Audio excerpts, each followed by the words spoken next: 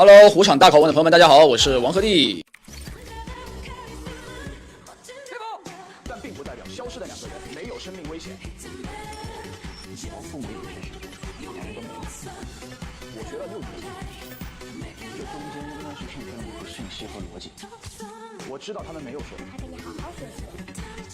要是奶摔坏了，就到南向分局刑警队找我。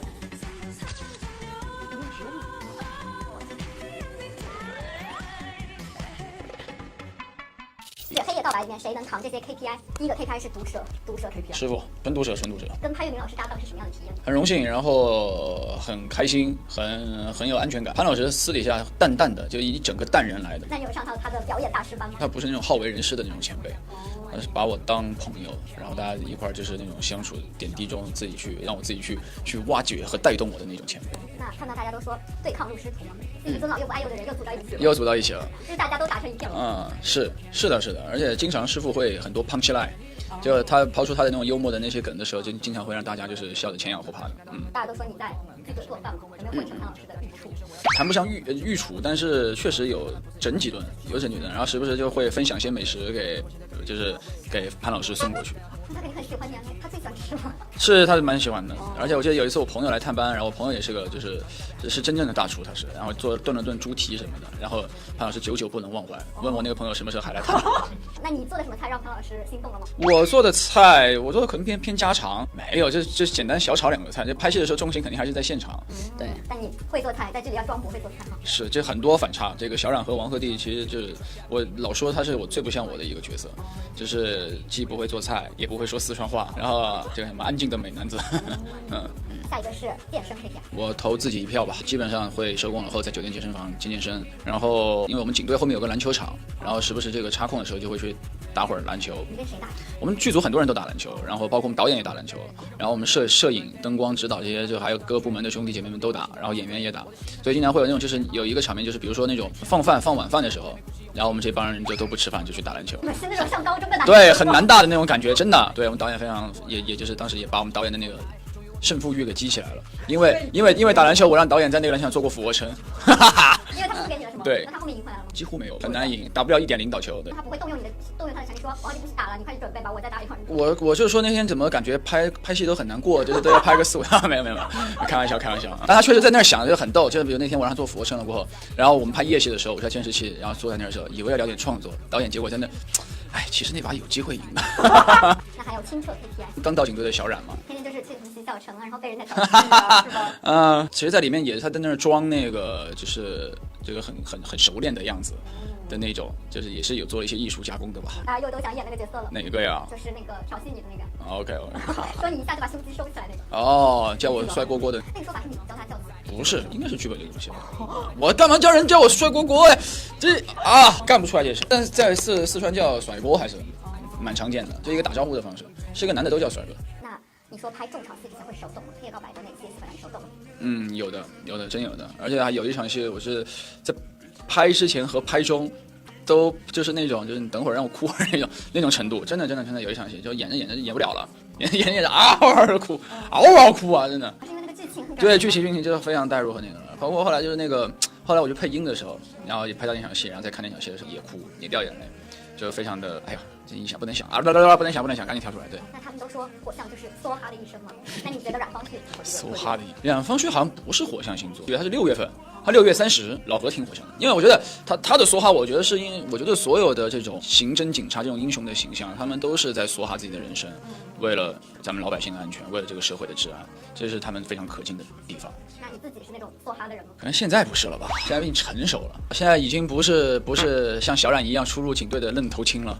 现在也是就是成长了不少。那冉色会怎么回答？不再依赖哥哥算长大吗？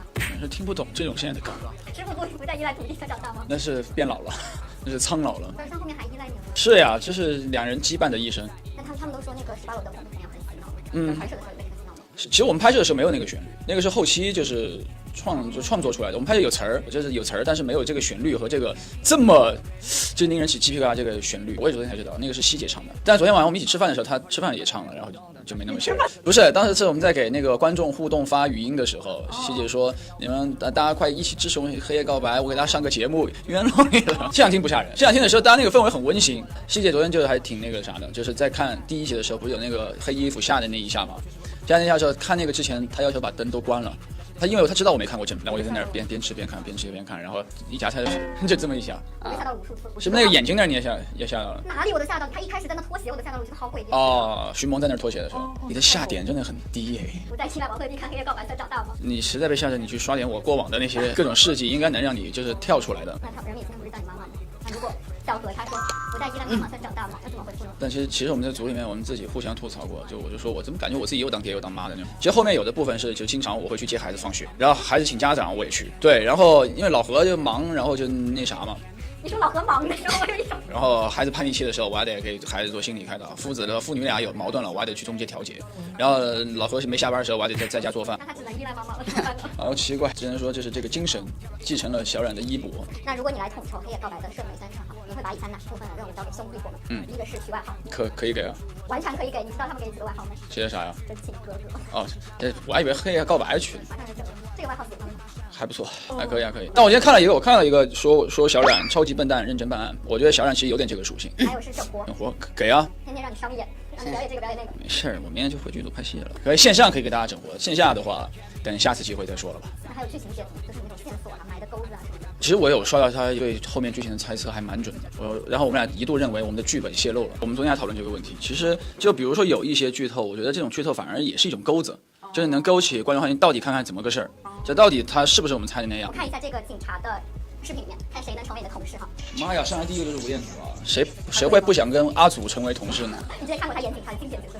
是呀，当然看过了，但其实印象最深的还是收手吧，外面全是成龙。这谁？这不我兄弟吗？耀文，喜子哥。他可以成为染色的搭档吗？当然了。他不可以，因为他演的是国安警察。哦，不能是搭档是吧？对。那万一大家调岗呢？调岗是吧？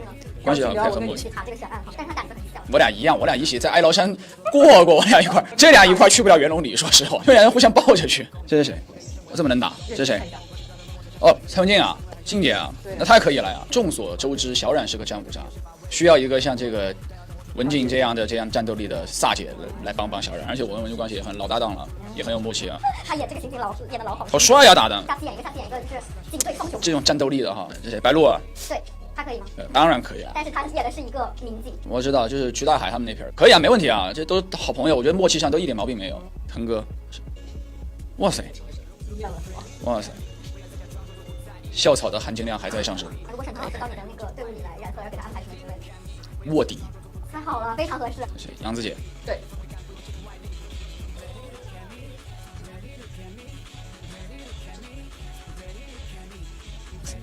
好飒呀！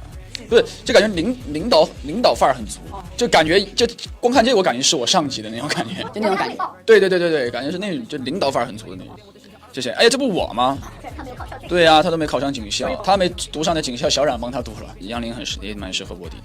哎，是那种一个上警校当了警察，一个误入歧途进入了黑道，很带感。